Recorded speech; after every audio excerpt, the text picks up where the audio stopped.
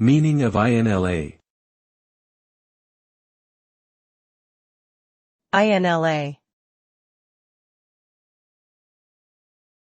INLA. INLA. INLA.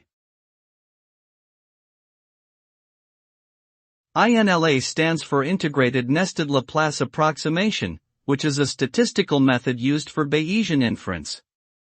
It provides a fast and accurate alternative to traditional Markov chain Monte Carlo, MCMC, methods for estimating posterior distributions of model parameters.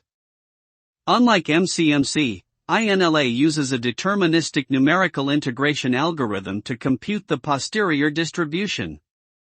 This approach leads to significant computational savings without sacrificing accuracy. INLA has been successfully applied in various fields, including ecology, epidemiology, and genetics. Overall, INLA is a powerful tool for Bayesian inference that is widely used in research and analysis.